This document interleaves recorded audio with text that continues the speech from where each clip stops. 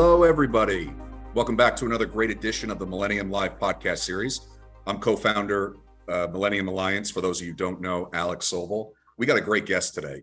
You guys know by now that when I jump onto the podcast, it's someone cool, someone unique, someone that you probably may not be too familiar with in terms of their name, but has had a very exciting career and has done some amazing work inside the public sector. The person that we're going to be speaking with today is Terry Szuplat. Just so you guys know, Terry, he's got about 25 years of experience providing leaders in government, business, NGOs, philanthropy, and entertainment with strategic communications and speechwriting to support to inspire audiences in the United States and around the world. He was, and I'm sure very well known of being one of President Barack Obama's longest serving speechwriters from 2009 to 2017. Terry helped craft nearly 500 speeches on issues such as global security, international econ, U.S. foreign and defense policy, entrepreneurship, development, and human rights.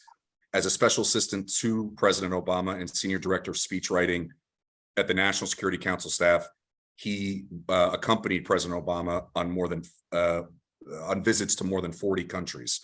And while serving as the Deputy Director of the White House Speechwriting Office in the West Wing during President Obama's second term, Terry helped oversee and edit the work of a team of speechwriters, assisted with State of the Union addresses, and produced innovative content to reach new audiences through social media.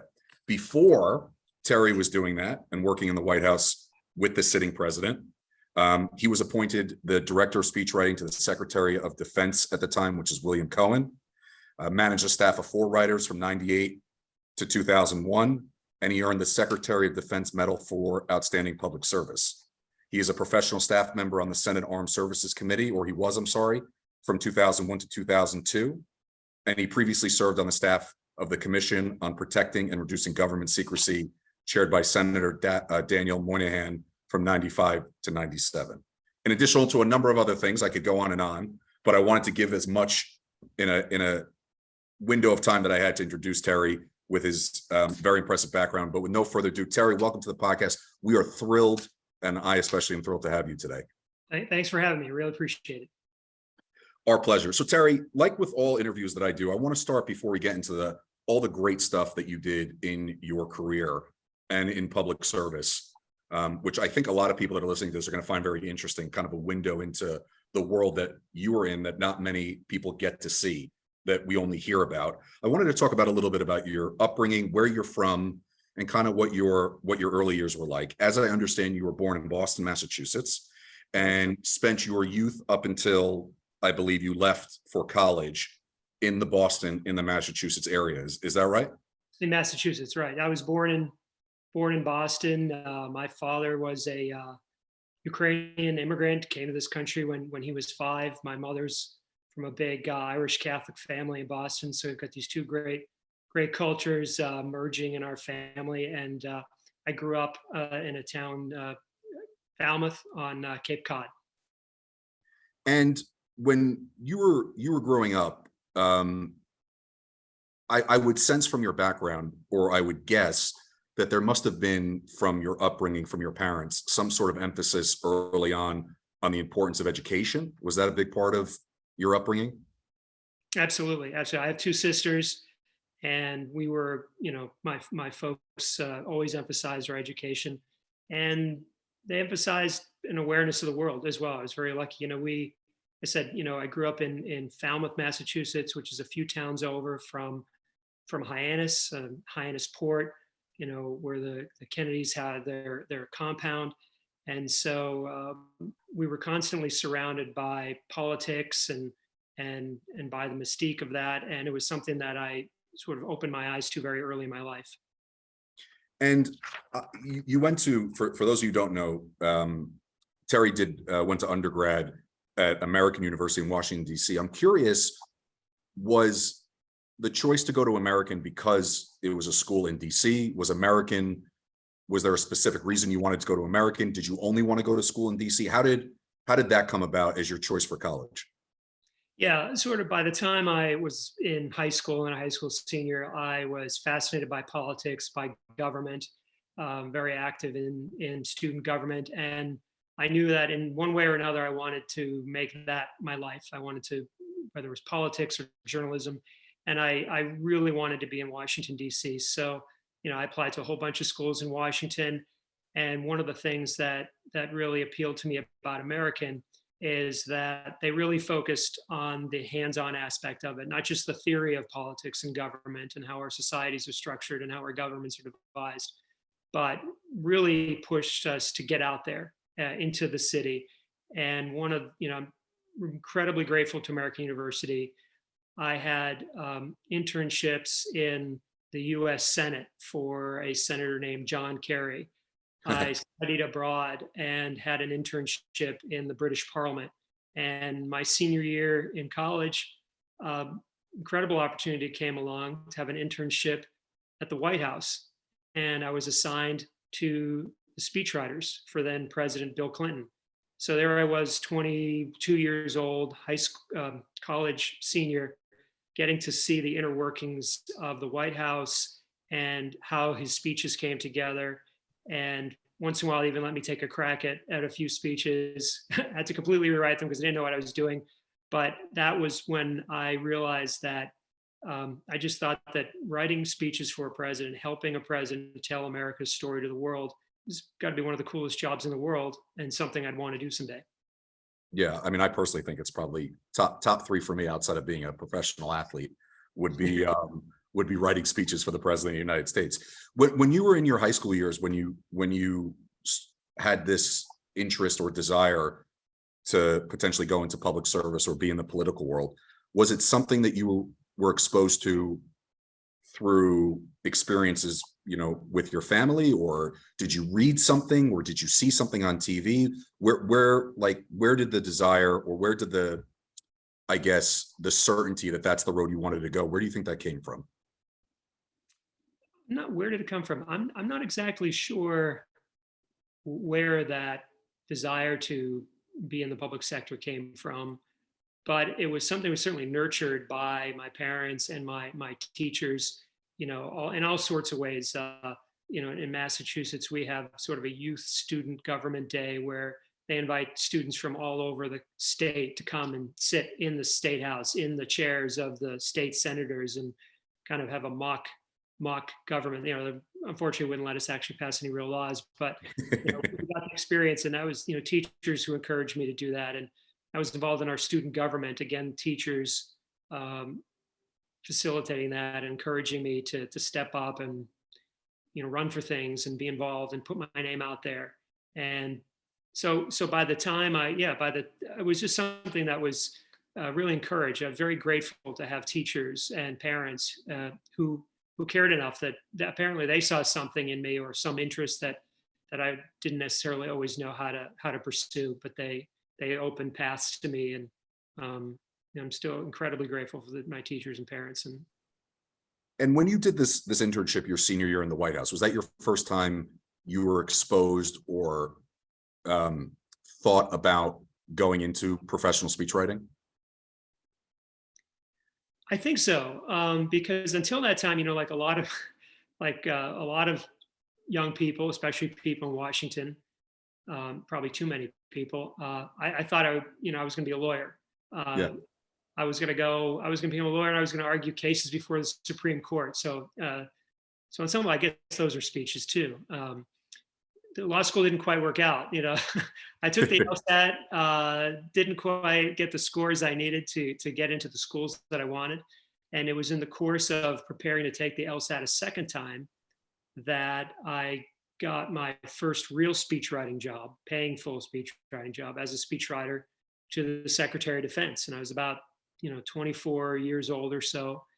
And that's when I really started to realize that, wow, you could actually do this for a living. This is something, helping a leader figure out, what their story is, what makes them unique, how to connect with an audience, how to tailor yourself to an audience. And so, again, 24 years old, traveling around the world with the Secretary of Defense, helping him speak to, not just military audiences, but civilian audiences, not just the United States, but around the world. And one of the fascinating things about that experience was something we don't see enough of anymore, which is William Cohen, the Secretary of Defense at that time, was a Republican. He's a Republican senator from Maine who chose to serve in the Democratic administration of Bill Clinton.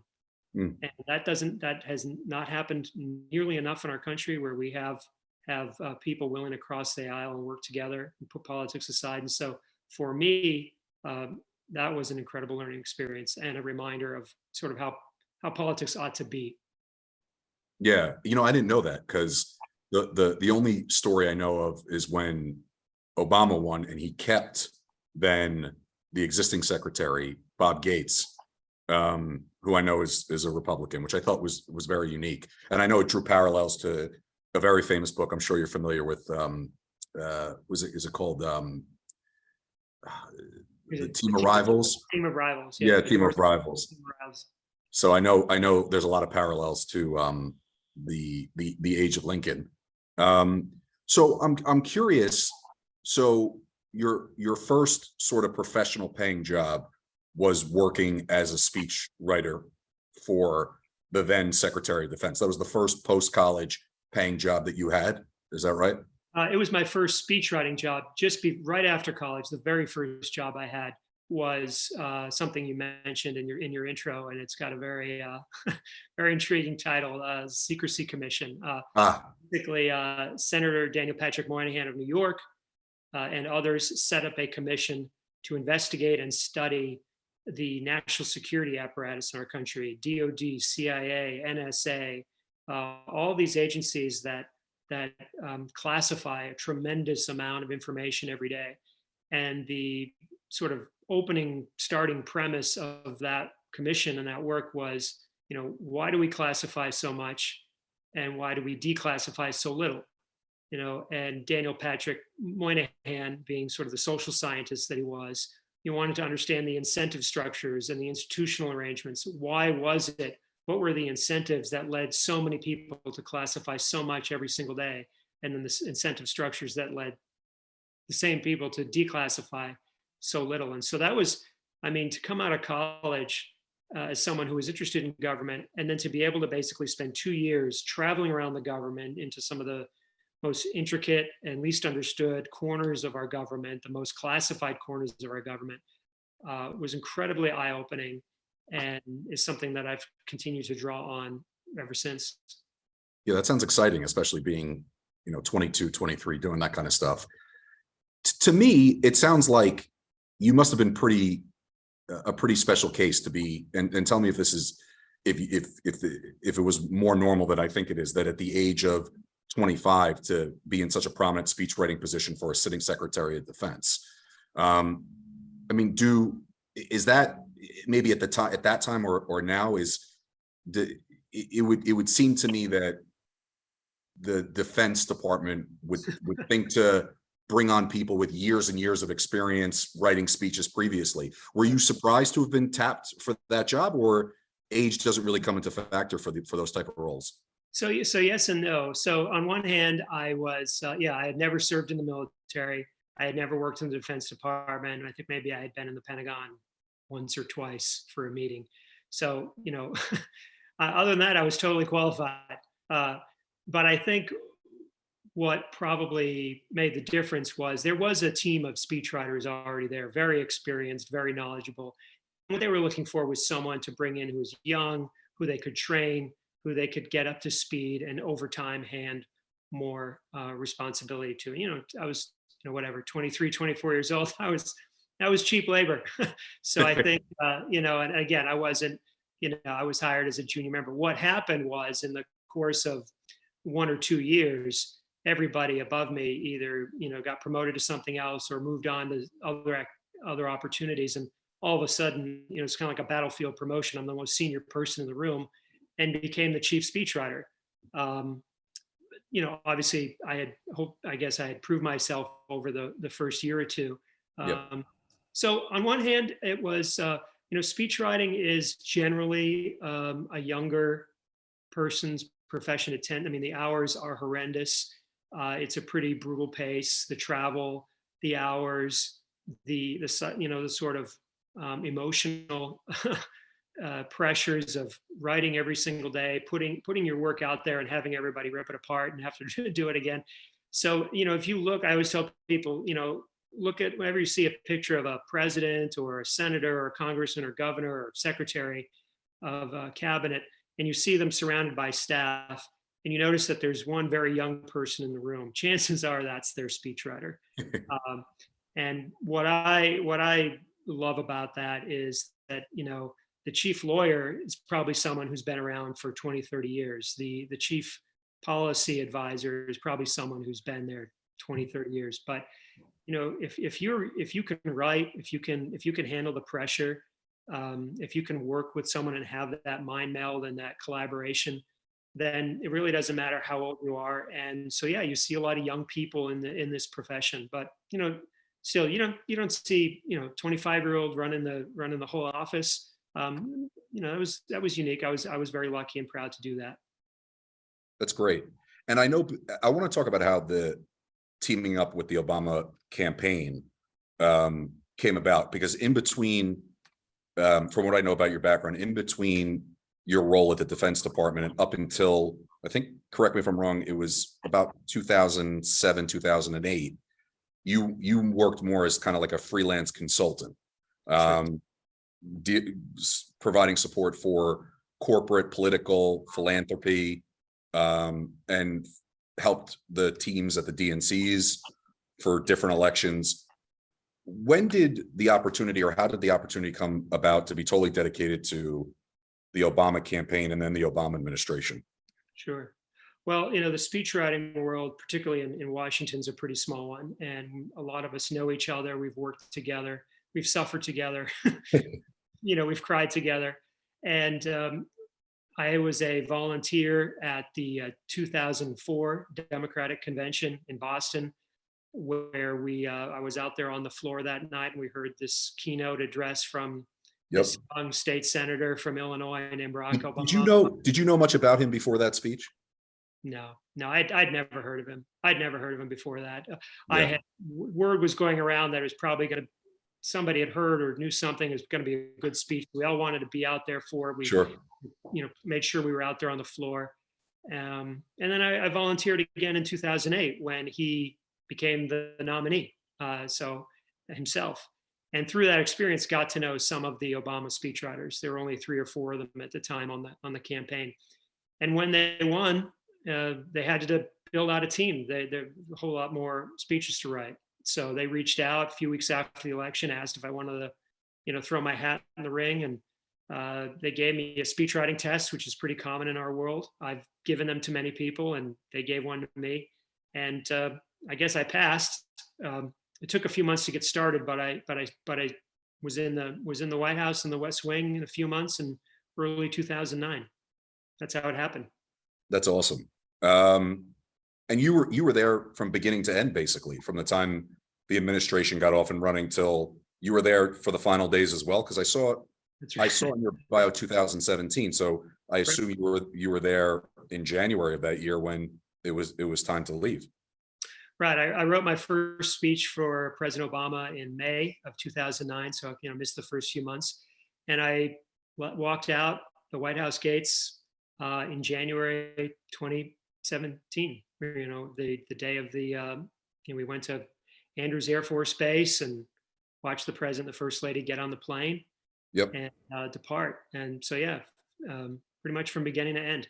And it's interesting because I was telling you when we were offline that one of my favorite interviews was with Ben Rhodes. And I remember he said to me, like yourself, he was there from beginning to end, so much so that he was on that plane on the 20th, leaving DC. And he said, what a weird, interesting day, to say the least. I can't imagine. I try to put myself in your guys' shoes, so dedicated. And I mean, there's a lot we could talk about the differences between one administration to the other, but just the idea of leaving a place that you guys had spent so much time and you guys had done such great work. I want to backtrack a little bit. I didn't want to jump so far to your end in the White House, but I thought it was interesting to note that you were there for a full 8 years.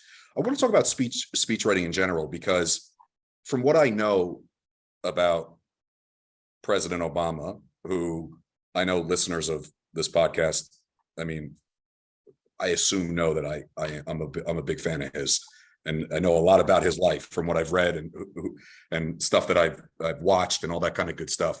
From what I understood from the inner workings of how he prepared for speeches, he from what I understand, he got quite involved in working with speechwriters and editing and kind of knowing what the general or what most of a speech would say before he would give it. I'm curious to know if that's sort of normal with most presidents or leaders, or do most leaders just don't take the time to do that and just read what they see in the teleprompter come time to give that speech? Right. Well, I've only worked for one president, so I only know about other presidents what I've read.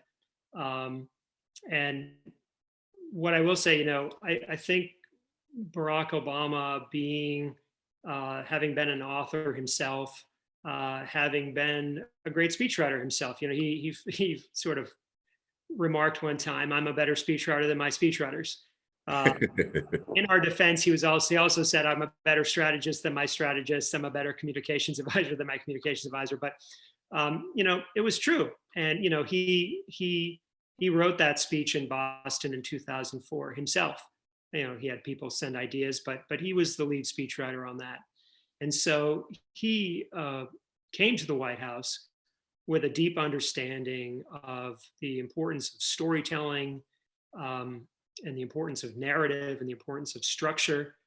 And I know a lot of speechwriters who sit there and agonize trying to find the perfect line that they think is going to make the speech, and it's going to be etched in memorials for generations to come. And Barack Obama always told us to not worry about the lines, get the story right, get your narrative, get your theme right first. That's the most important thing, and the lines will come. Maybe they will, maybe they won't. But a speech, a speech really is a story that you're taking the audience on a journey. And he was very generous, but I think smart, in that if there was a big speech coming up, he'd have us up to the Oval Office. We'd go up there, we'd sit down. And what was wonderful about it is, it wasn't 30 people. And you could easily see these meetings getting out of control. He has to give trips coming up. He has to give a big speech in Europe. Well, you could easily think of 10, 15 people who should be in that room: the national security officer, our Europe lead, the country lead, the economic lead, the military lead. But really, what was so wonderful about these meetings is that they tended to be just, one or two speechwriters and maybe the national security advisor. And the president wanted that way because it was his chance to really, take a moment, take a break, and sit and reflect on what he was trying to achieve in that speech.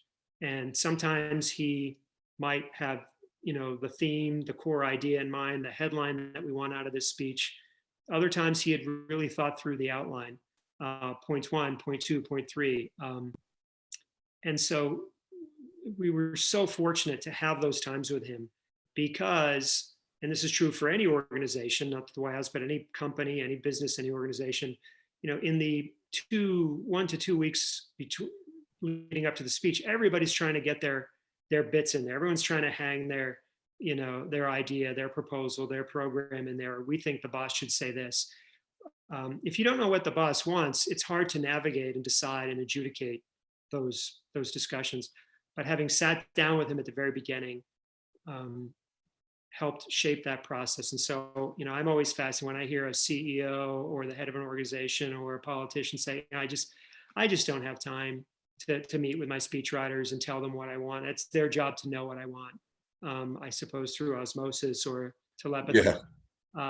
We're supposed to be mentalists, but if Barack Obama, the president of the United States, with all his responsibilities, could find the time to do this, then anyone can. And that's and that was just the beginning. Of course, there was the editing process as well, and you always sometimes they were line edits here and there, and you might escape, but other times if he had something on his mind, he'd break out the yellow legal pad and he'd write out longhand. And there's pictures online of pages and pages of longhand lines where he rewrote the speech. So he's, yeah, very involved.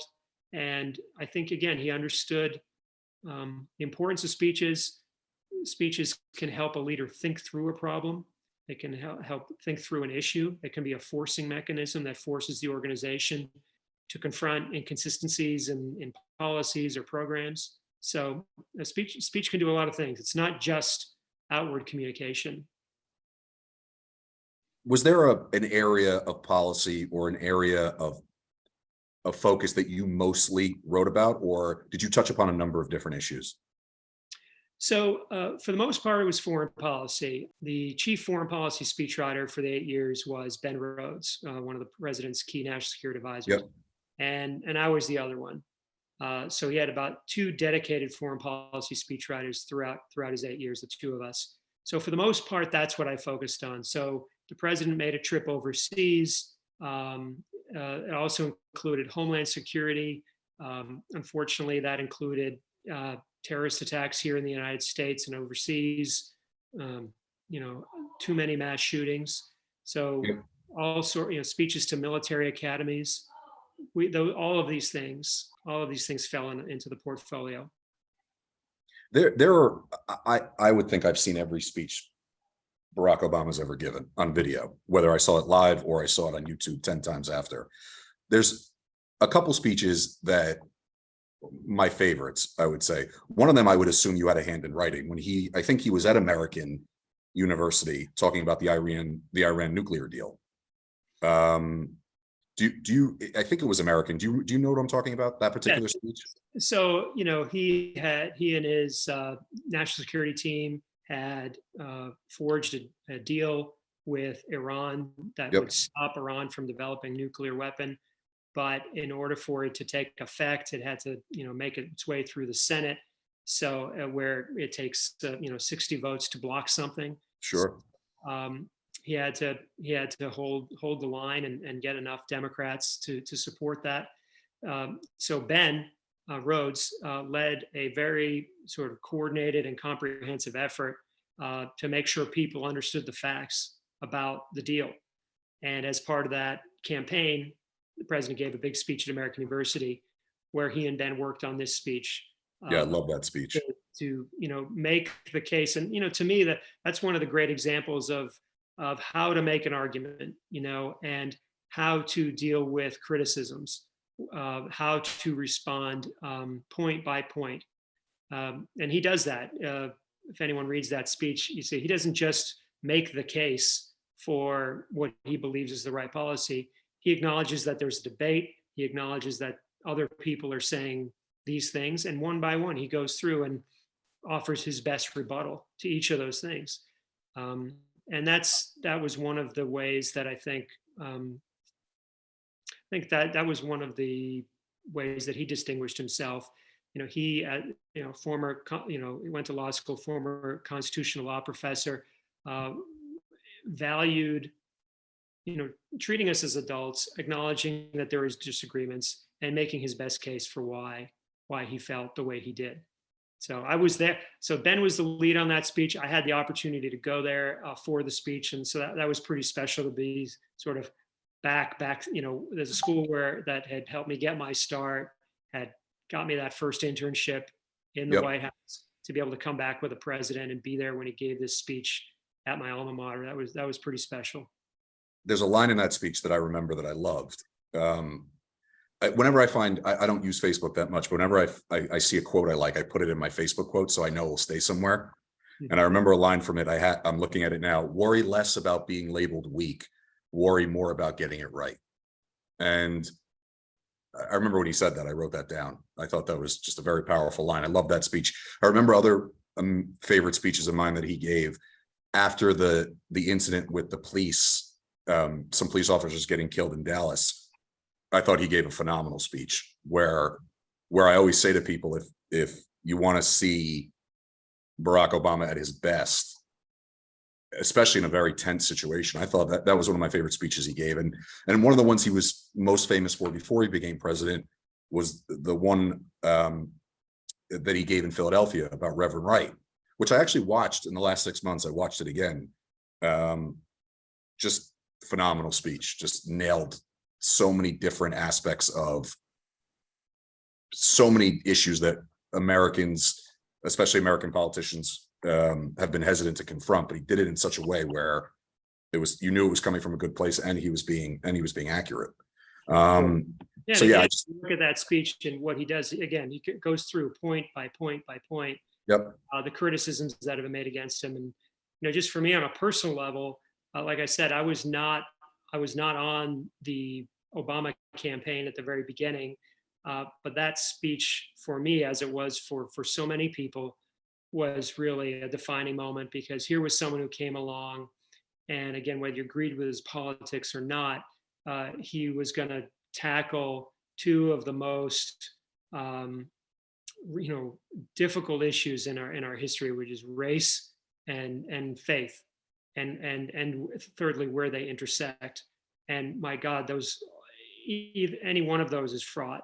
To handle all three at the same time. Yep. And I thought, listening to that speech, here was someone who was willing to speak to us as adults, someone who was willing to acknowledge complexity, and that sometimes there are the sort of slogans that politicians so often toss around, sort of gloss over deeper complexities. And that was the moment for me when I was full on board with Barack Obama. That was when I realized that was the person I wanted to be president.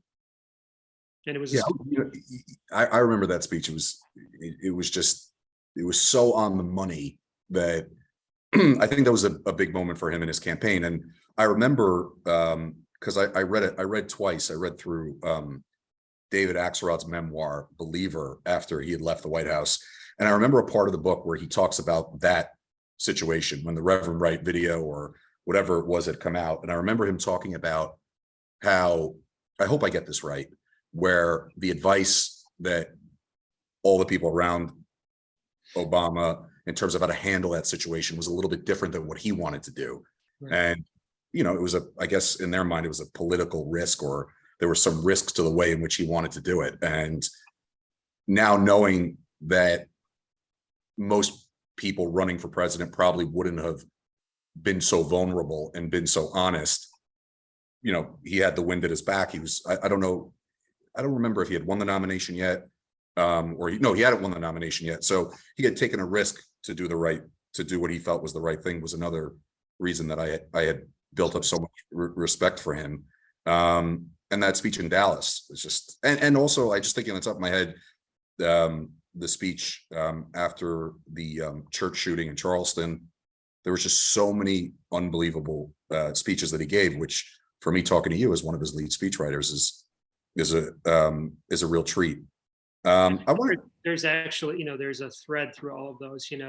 Each of those had a different lead speechwriter, but really the ultimate speechwriter was Barack Obama himself. Sure. And one of the guiding principles that he had through all of those was, address the elephant in the room. Don't try to push things under the rug that we all know to be true.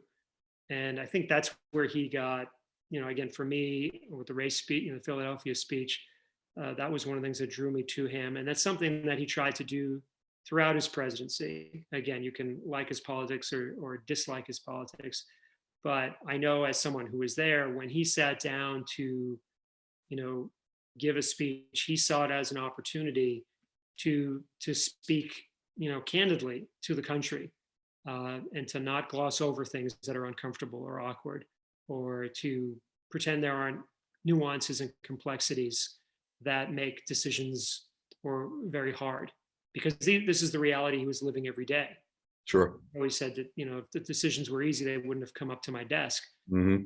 So often in our politics, we hear folks on television saying how easy things are, or simple solutions and bumper sticker slogans. Who knew healthcare would be so hard, right? Someone said that once. Right. Anybody who had been living in the United States for decades. So yeah, exactly. That's something, and I think that's something that all leaders can learn, whether in business, philanthropy, young activist, is just tell the truth. be honest with how hard these things are. Don't pretend that there are easy solutions to any of these things, or that it's quick. And I think I think so many people do that. That's one of the reasons, there are many reasons, but one of the reasons that people get so cynical. Again, there's a lot of reasons that people are cynical, and rightly so. But one of it is, why aren't things happening faster? And I think if more people understood how complicated government is, and how difficult it is to deal with some of these complex issues, Sure. But he was always trying to do that, even as he offered bold visions, or offered a way forward. He always acknowledged the realities that we live in. I'm curious if you ever felt like this, because if I imagine myself, whether I was a speechwriter or I was an aide or I was someone that the president had trusted, did you ever feel like he needed to counterpunch a little bit more? Because the reason I asked this, and I talked about this with Ben Rhodes a little bit, is, and tell me if you think this is accurate. Around the time I developed a respect and an admiration for Barack Obama, I generally just became interested in politics and news. So, I watched different slices of media, whether it be online or on TV. And I always felt, even though I never met Barack Obama, I always felt that a good portion of the country was being told untruths about him personally, about the work he was doing, about the outcomes of his work. And that frustrated me as a fan and as a supporter of his, because I always say to people that are on the other side of the political aisle, I say, I just feel like if you don't think Barack Obama was a really good, if not terrific president, it's because you didn't get to see and get a real analysis of the work that he did and the man that he was. And I wonder, for someone like you that was sitting in the room with him, writing speeches and talking to the public, if maybe looking back more so, if you felt it would have been worth it for him to, not in an unkind way, go after the other side for the stuff that was completely either untrue or very heavily fabricated.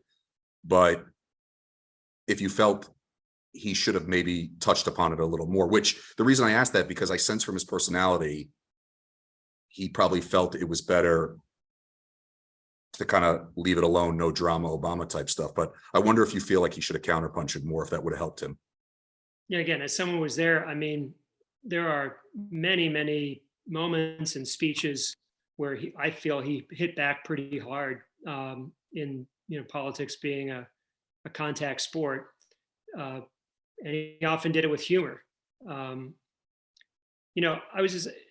Every president faces criticism. This is a very polarized country, and untruths have been said about presidents for 200 years, and their policies are always criticized. I do think what was different was that there were deliberate, coordinated efforts to undermine him in terms of who he was, not simply his policy or his policy, Yes. but who he was. And specifically two things: that he was born in Hawaii, but they tried to say he wasn't. He was, he and his family are Christian, and his critics tried to say that he wasn't. And you ask yourself, well, why would those two things be so important to you? What is it you're trying to convey? What is it you're trying to insinuate? That he doesn't belong. Yeah, it's very clear what he's trying to say is that he is not one of us. He is not from here. He is not one of us. He's the other.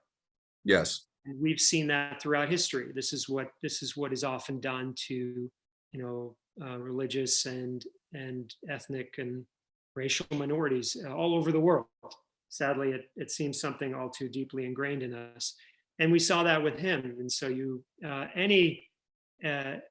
over and over again, at times very deliberate effort to portray him as another. And even towards the end of the administration, there were chunks of the country that still believed he wasn't born here, or Sure. chunks of the country that still didn't believe that he was Christian as he was. Yep. So that goes beyond politics. That goes beyond any particular policy. And that goes to issues of deep issues of race and so yeah, I think it's only natural that the first Black president was going to face that. He wasn't under any illusions. There were those famous chants during the 2008 campaign. The crowds would break into chants saying, "Race doesn't matter, race doesn't matter." Yep. We've learned a lot through, particularly the last 10 years or so, of how longstanding racial inequities and systemic inequities are still with us and shape so much of our country today and our world. So yeah, I think it was different, and and it'll be different for the first female president. It'll be different for the first gay president. It'll be Yep. the first Latino president. Now go through the list, and all of those firsts will have to confront something similar, because there will be a subsection of the country that does not see them as one of us.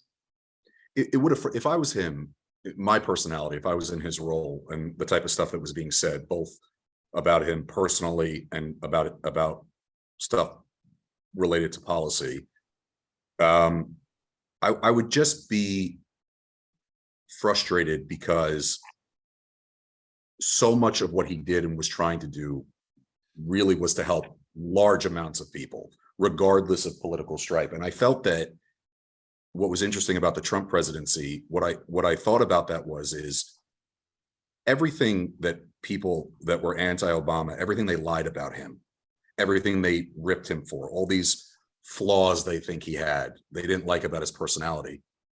Then a guy comes along and actually has those. And, he's not really Christian. And then you have Trump come on and prove that, well, he couldn't name a Bible verse. Or, they say that their president needs to, they talk about, caring about family and being a devoted husband and a father, and which Barack Obama obviously was. And then Trump comes along. It's like, it just proved with the hundreds of things that Obama got picked at by the right, or the people that disliked him the most, that here comes a guy that's actually every single thing you said you didn't like, but now it doesn't bother you. I thought that we could spend the whole hour talking about that whole dichotomy was interesting. But I remember when in the 2016 race, I remember there were even friends of mine that were historically voted Republican, who weren't wanting to vote for Trump, but ended up doing so in 2016, I think. They were under the illusion that certain things about Obama's record that were good were untrue. And to me, that was a really big thing that bothered me, because there's so many things that happened in the Obama presidency that Trump tried to take credit for when he was president. And that type of stuff really bugged me. And I know there's this, for most presidents, you don't really say stuff after a presidency and stuff like that. But I just felt that even if 10% of the people that were being convinced to think things that were untrue about him as a person and as a politician, I wonder, not only what the 2016 outcome would be, but what outcomes would be what we would be experiencing right now. And I just always felt bad about that. I always felt bad about the fact that I sensed, as just someone watching him on TV or seeing him in interviews, that he didn't want to be in the mud and he didn't want to get into that type of stuff. But I wonder if he looks back now, and because he didn't counter as much as maybe his ardent fans would have wanted to, if he thinks that that was a mistake. Yeah, I mean, what you're talking about is something in human nature. I mean, it's like the old Simon and Garfunkel song. People are going to believe what they want to believe and disregard the rest. It's confirmation bias. It's you believe the worst about the other team and the best about your own. Yeah. I think that's just sadly Yeah. that's the reality we live in. And I say one of the things that I appreciated about President Obama was, he was, it's not that he didn't care about all that, and he was mindful of it, but he didn't let it shape everything he did. He didn't see, when he went out to give a speech, um, he recognized that, there's a chunk of the country that just, wasn't going to listen. It didn't really matter what he was going to say. By virtue of, his party, by virtue of who he was, his background, the way he looked, there were just certain people aren't going to listen. And so there, speeches are not magic. They can't change the world. Words alone cannot change the world. They can't always break through. So he was mindful of that, but I think, he would always go out there, and whether it was the American University speech or so many other speeches, go out and make the best, most honest case he felt he could make for what he was trying to do and the direction he was trying to lead the country in, particularly around the world, where, I got to, be in the room so many times when he gave those speeches, to young people in Vietnam and Laos and Indonesia and South Africa and, all over, South America, that, there was an appeal that he had. And I think people cross cultures appreciated that. I agree. I want to go into, just before we finish up, you've been kind enough to give me almost an hour, maybe just a couple fun questions I want to ask you for me. Hopefully the listeners enjoy this as well. I'll end on that note that, the way I summed it up is that in 2012, in 2008 and 2012, the country got the president we deserved. And then I just feel like the way he was treated on the way out by too many people in this country, the same could be said about 2016. The country got the president it deserved. But I'll leave that there. Maybe kind of some rapid fire questions for me personally. I wanted to ask you, first time you ever walked into the White House, what was that experience like? Was it what you imagined it to be? I ask everybody this, by the way. So I want to see how your questions stack up to some of your colleagues who I've interviewed. I know you said it was your senior year of college. I asked this question because I've only been on the East Wing of the White House. I will get to the West Wing one day. And I have from Google imaging, videos, floor plans, movies, I think I got a good idea of what it's like there. I'm curious though, the first time you walked into the West Wing and had gone through it, was it what you expected? Was it emotional? What was it like? What was that experience like the first time you were there? I think the first time that I was in the West Wing was in that May 2009. I had in the West Wing. I mean, as an intern, I don't think I ever made it. And as an intern in college, I don't think I ever made it into the West Wing. You couldn't just walk over there? No. Yeah, most interns don't go in the West Wing unless you're summoned or unless that's where you work. Certainly back then. But the first time that I went in the West Wing in a meaningful way was, May 2009. I had just written my first speech for President Obama. It was his first address to one of the military academy commencements, in this case, the Naval Academy. And we were in David Axelrod's office, a few doors down from the Oval Office. Axe would, read our speeches aloud. He was an old newspaper man. And we were in there going over some speeches, and the president walked in, and he's carrying a football, tossing a football around. I don't know if someone had given it to him that day or some.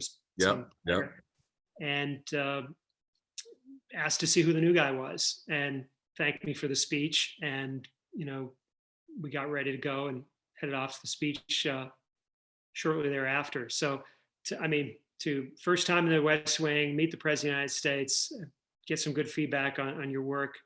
Nothing better than that. I couldn't ask for anything else. And,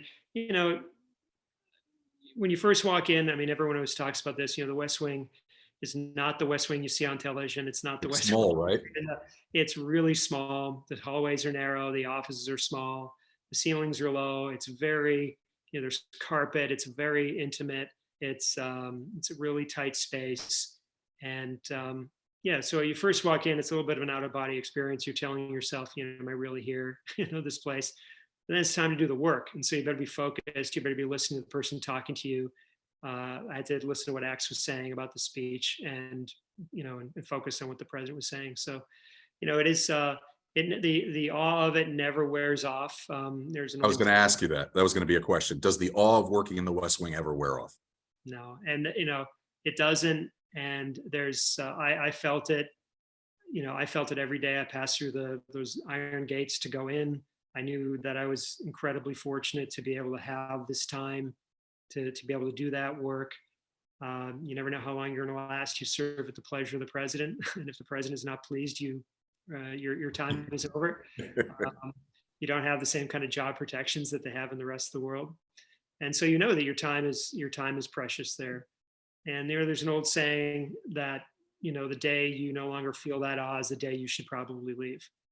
And Interesting. because it's for every person that works there, there's 10 or 20 or 50 who would gladly do your job for you, who would appreciate the honor that it is. And so I never, I never lost that sense of awe. I never forgot how lucky I was to be there. I loved doing this work.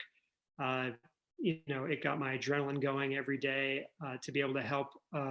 Again, politics aside, to be able to help the president of the United States represent our country, particularly around the world, to try to show the best of America to the world is something that never got old for me. And at the time, I felt like I could do it forever. Obviously, I have a wife, I have kids. I couldn't do it forever. The hours Sure. were horrendous, but I loved it, and it was the best professional experience of my life.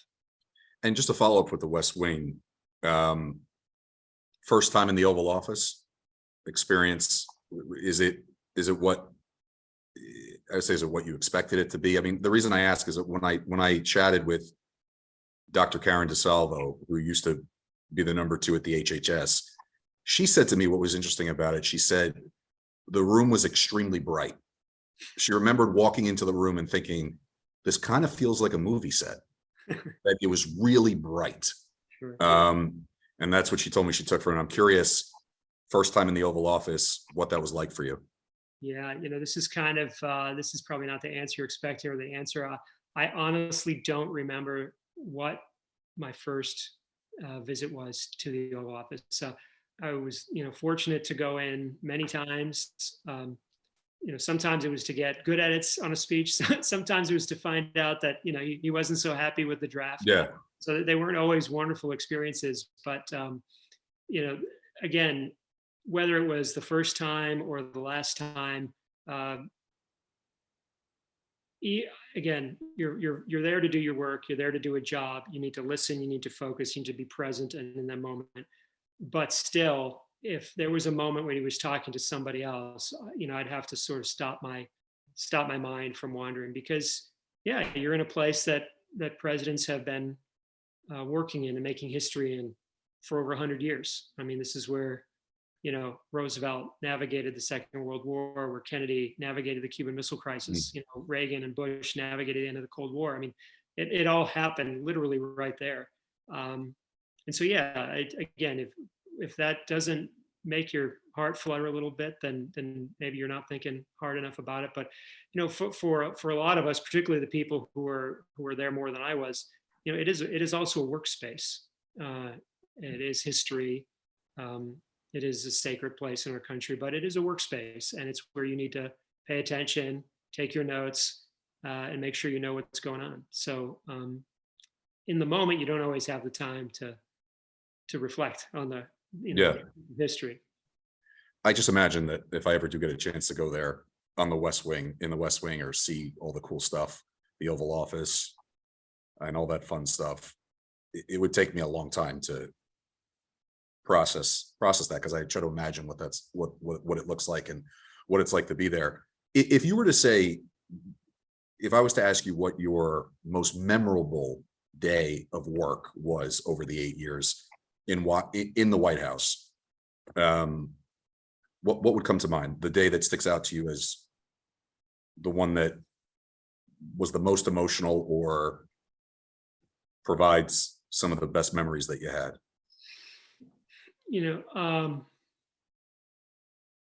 Never been asked that question. The most memorable day. I'm usually asked, what is the speech that means the most to you? And that's maybe how I'll choose to answer this one. So, having been born in Boston and grown up in Massachusetts, when the Boston Marathon was bombed. That, was horrific. It was very personal to me. All these streets, I knew I'd grown up on these streets and spent time there, had family there, and so I asked to be the lead speechwriter on the president's memorial remarks after the Boston Marathon. And for me, it was a chance to try to help a community and a city and a state that I cared deeply about through a very difficult moment. And so to be able to work on that speech, to be able to travel with the president on that trip, and then after it was over, get a call on my phone from one of my uncles from Boston who I hadn't talked to in a long time, who I know was not an Obama fan, but who had, watched that speech in a Boston pub with his buddies. Again, probably a lot of them not fans of Obama either, but to call me up and say, that was a hell of a good speech. Did he know? Did he know when he called you, you were a big part of it? He didn't know I had been anything. He just was calling to let me know and express his feelings. And so for me, as someone from Boston and Massachusetts, to know that it had connected with at least one person and had broken through those lines of politics. So on that day, that was just an American from Boston reacting to a politician he didn't particularly like or like his policies, but that to me was what we were doing. That to me represented everything that we try to do, which is with our rhetoric, with our words, with the speeches, break through and connect with people on a level other than politics, and to try to find places where we can kind of move forward together. And so to get that phone call from my uncle after that horrific week meant a lot to me, not just on a personal level. And that's why I done what I've done for so long. It's to try to create connections like that. That's awesome. I guess finally, some current event stuff. I would ask you, I can't help but be concerned about not whether or not politicians I support or a party I support is going to be in power forever. I know that's not the case, and that's not supposed to be the case. But I can't help but be concerned about making sure that things are done fairly, if that makes sense, as related to elections. And not just based upon what happened in 2020, January 6, 2021, but the double down of those sort of incidents and people running for positions that could control elections. Do you think that is someone like me being maybe a little bit too concerned and things will work its way out? Or do you think it's a time in this country that, it makes sense to be concerned about whether or not, our institutions, especially as it comes to elections, are in a safe place? So I think anybody who's not concerned isn't paying attention. I mean, January 6th, we have two major political parties in this country. And in one of the political parties, the vast majority think that the last election was rigged and stolen. That's a problem. Yeah. When it wasn't, when court case after court case, review after review, count after count shows that the elections were free and fair. The idea that there was fraud that would have changed the election, it's not true. It's a lie. Yep. And the fact that a majority of one party believes that is a real problem. And it's a problem that, yes, as you say, they are actively trying to install candidates in Secretary of State positions around the country who might bring to bear their sort of twisted lies on the next election. And so, yeah, absolutely, this is a concern. I mean, if we can't trust the integrity of our elections, then then we're lost. There's, January, you know, this is a big question we're living through right now. Was January 6th the end of something or the beginning of something? Yeah. We don't know yet because we're living through it in real time. Um, if if this is not dealt with, then it will be the beginning of something, and we don't know where that leads. So when laws are being passed that make it harder for people to vote, that potentially have people disenfranchised, and that in a tight election might make a difference, yeah, that's a problem. And so yeah, there are groups and organizations all over the country fighting to protect the vote at the state level. There's legislation moving forward at the federal level to make sure that something like January 6th can't happen again. Yep. So yeah, but this is one of those things where, again, it's tragic that it's become so politicized, but it's become politicized because one person in particular was upset with the outcome of the election and used some of the biggest megaphones in the world to convince millions of people something that was not true. So yeah, I would you're right to be concerned. Yeah, I feel like a lot of the voters, maybe more than, I know it's more than 50% of Republican voters think that there was some tampering with the election. Fine, but I would have to think that a number of the people in power, Republicans in Congress, know that's not the case. And I'm just surprised a little bit, maybe not so much anymore, that of the cowardice of so many people. I mean, it's not just a handful of people, so many people that if you put them under a lie detector test would probably disagree or agree with the fact that the election was not stolen. And it's disheartening because, I'm a competitive guy. I want my sports teams to win. I want my politicians to win. But at the end of the day, if they don't win, I just want to know they lost fairly. Right. And that's the thing. And that's the thing I think about. And I wonder that if in 2020, or if the House was Republican, if Joe Biden would have gotten certified as president, and that's concerning, whether he's, looks like he's going to run for re-election or whatever it may be, that if a president from the Democratic Party can win an election when at least the House of Representatives is Republican, is somewhat concerning to me. But, I am optimistic. There's a lot of good stuff being done, and I know a lot of really great people doing a lot of really great things. And for what it's worth, Tara, I've really enjoyed talking to you. I think you could tell this was kind of a treat for me. Yeah. Having me on, I really appreciate it. Yeah, I'm fascinated with the work that you've done.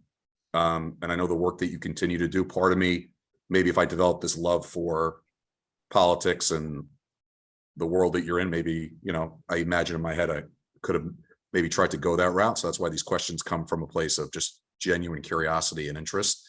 Last question I'll ask you is, I guess, next few years, do you have an idea on what's on the horizon for you?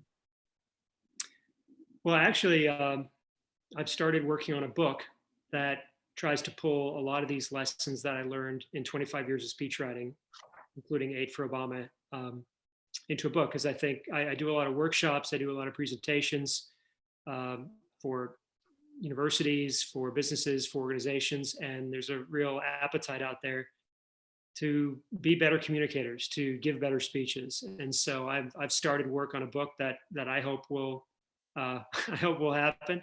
I hope it'll come out in maybe 2024, and it'll try to just have, full of stories of working with Barack Obama in the White House. From that, lessons that we can all use, whether in business or philanthropy or, in our community, whether you have to, speak at your state house or speak at your school board. I think there's some basic lessons we can learn from what Barack Obama did that are applicable, and that can make us all, help us, connect with our audiences and actually, achieve the change that we're trying to bring about in our communities and in the world. So I've started working on that. It's bringing out all the insecurities and anxieties years that the speechwriting did for so many years, including my own journey as someone who was for a long time terrified of public speaking, and try to step back and apply the lessons that I had seen Barack Obama use to, improve my own life. And so I want to bring through this book, want to bring that to a wider audience. So, maybe in a year or two, that'll be something that's out there in the world. Well, I can't wait to read it when it does. Terry Szuplat, thank you so much for jumping on the podcast with me. Our listeners, I'm sure, will enjoy this, or will have enjoyed this. Thank you for spending some time with us, and hopefully we'll get a chance to get you to one of the Millennium Alliance events soon. That'd be great. When your schedule allows you to, because I think you'd enjoy them, and members of ours would I think be excited to meet you and get to know you. But yeah, we really appreciate it. I enjoyed this tremendously, and hope we get to talk again soon. This has been awesome. Thank you so much. It's been a great conversation.